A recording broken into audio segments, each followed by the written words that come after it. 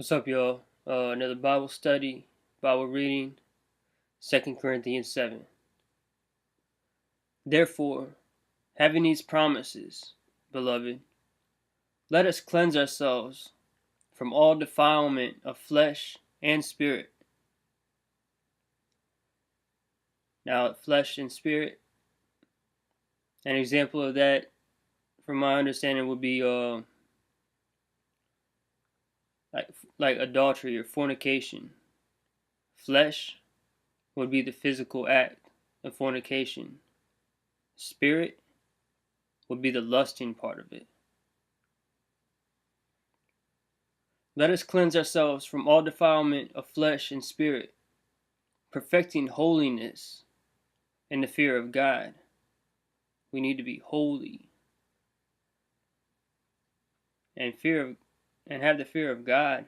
There's not enough fear of God in the churches today. Not enough holiness. Perfecting holiness in the fear of God. See, if we fear God, we're going to strive to be holy. Make room for us in your hearts. We wronged no one. And this is Paul speaking.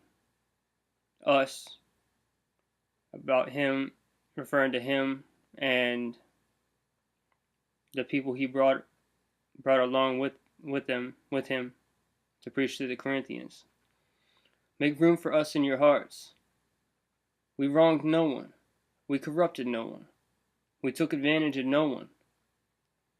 I do not speak to condemn you, for I have said before that you are in our hearts to die together and to live together. Great is my confidence in you. Great is my boasting on your behalf. I am filled with comfort. I am overflowing with joy in all our affliction. For even when we came into Macedonia, our flesh had no rest, but we were afflicted on every side, conflicts without and fears within. But God, who comforts the depressed, comforted us by the coming of Titus, and not only by his coming, but also by the comfort with which he was comforted in you, as he reported to us your longing, your mourning, your zeal for me, so that I rejoiced even more. For though I caused you sorrow by my letter, I do not regret it, though I did regret it, for I see that the letter caused you sorrow, though only for a while. I now rejoice, not that you were made sorrowful, but that you were made sorrowful to the point of repentance. For you were made sorrowful according to the will of God, so that you might not suffer loss in anything through us.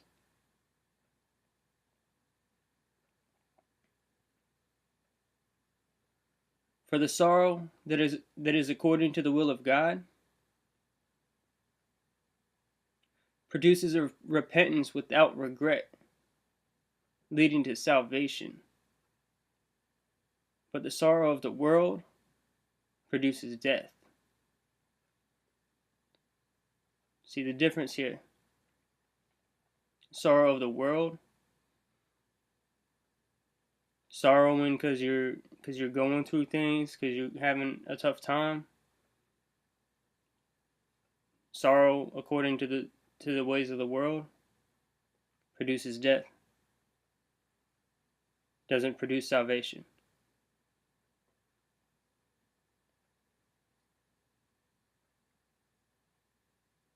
But the sorrow that's according to the will of God produces repentance. See, they were sorrowful for what they had done.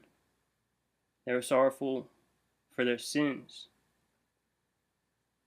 And that produced a repentance without regret.